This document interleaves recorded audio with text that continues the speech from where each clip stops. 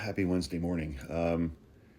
So I've been reading some reporting this morning, some kind of insider account stuff about what's going on inside the Oval Office and the White House these days, and Trump is hunkering down with his Commerce Secretary Howard Lutnick, who believes that every single American wants to go back to working in a factory. And his main economic advisor, Peter Navarro. Um, Peter Navarro was somebody who, during the first Trump administration, when there were actually adults in the room, Peter Navarro was a guy that those adults in the room tried to keep him out of the room. He was kind of a half-baked nuisance. And I read a couple of quotes this morning that said, he's just bring ideas to the president that we're just not ready for prime time, man. And then leading up to the end of Trump's term, Peter Navarro was one of the guys. And there's an amazing clip of him being interviewed by Ari Melber on MSNBC. He just kept going on Ari Melber's show.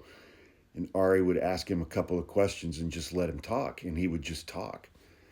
And he was describing, their efforts to overturn the 2020 election.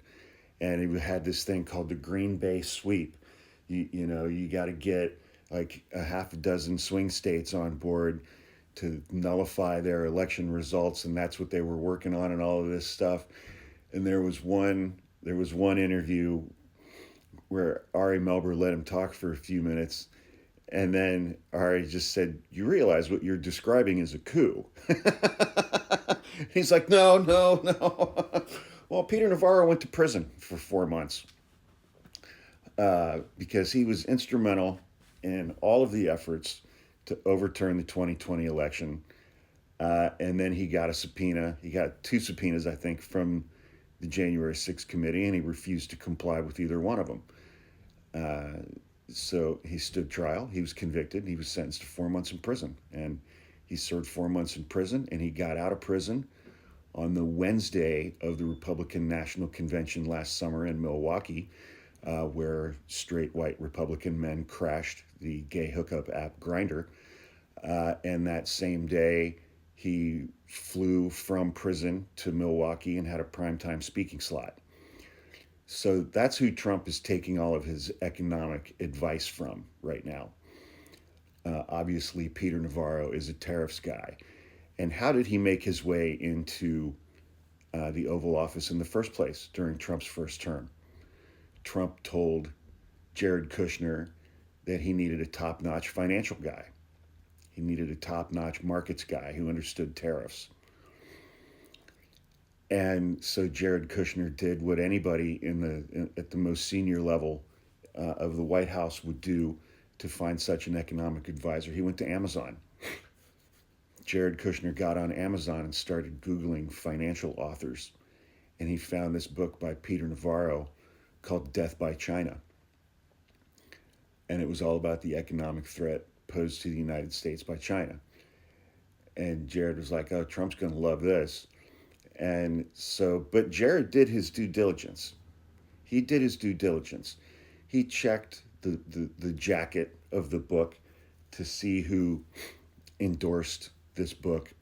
And he found a name of a leading economist named Ron Vera, V-A-R-A, who was just gushing about this book and was just gushing about Peter Navarro.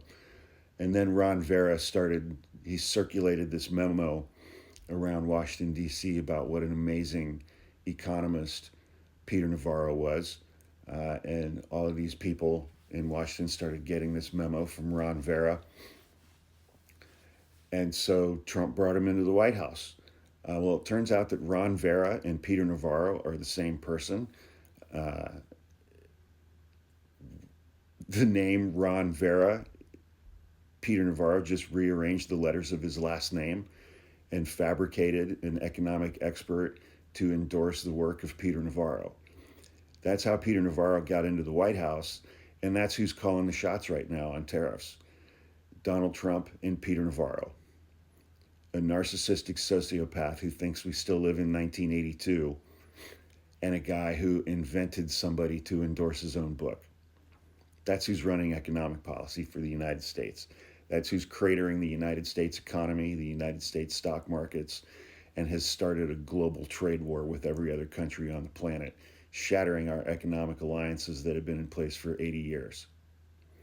An old man who shits his pants, and a guy who invented a character to endorse his own work. Apart from that, everything's going great.